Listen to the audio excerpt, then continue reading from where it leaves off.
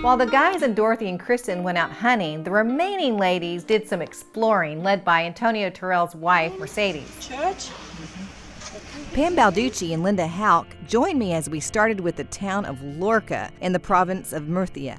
The very first thing we did was to find some local tapas. The menu of the noon meal consisted of patatas bravas, shrimp, jamon, garlic aioli.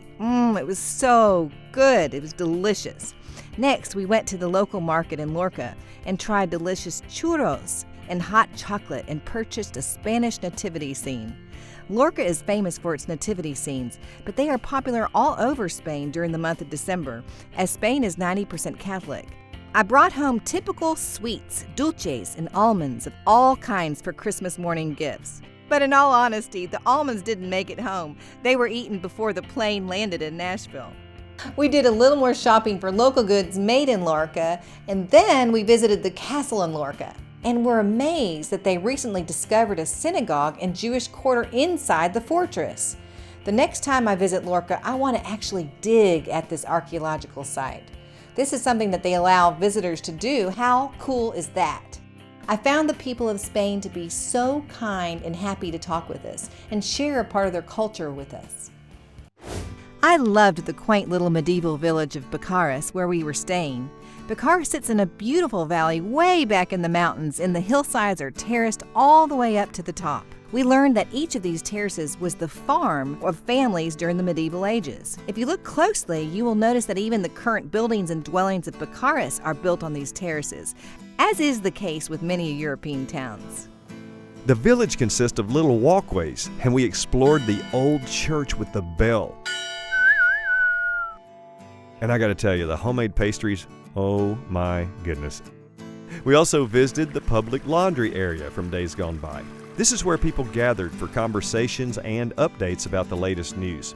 We witnessed a beautiful mural that somebody painted depicting the wild animals of the mountains surrounding Bucharest.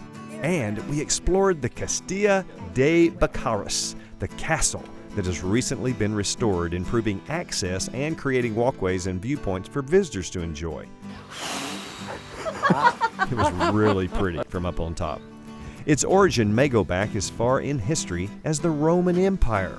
The hotel that we stayed at in this medieval village is Hotel Las Fuentes. The restaurant in the hotel is legendary for its culinary delights, and we ate fresh seafood ranging from squid to octopus and fish, as well as many other delicacies from the region. One of the meals that branded itself in my memory was served by Simone upon our return from the red partridge hunt.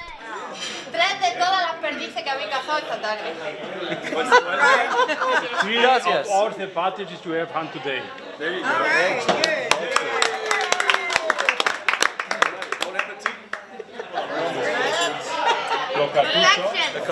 The plomo? Good, really good. Yes. A plomo?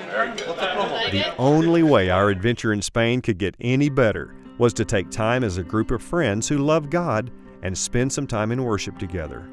That's exactly what we did on Sunday morning as we gathered in my hotel room and Dathan Brown led us in communion. I shared a message from God's Word and we sang and prayed together. I can understand why the apostles James and Paul both wanted to visit Spain. According to tradition, James the son of Zebedee and brother to John did spread the gospel in Spain. We're not sure if Paul ever made it there, but he sure wanted to, as he wrote about it in his letter to the Romans.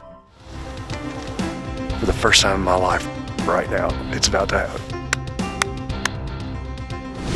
So what do you think about this place? Muy bueno. This is culinary chef Jaime Cites. Bon appetit. Sure is something.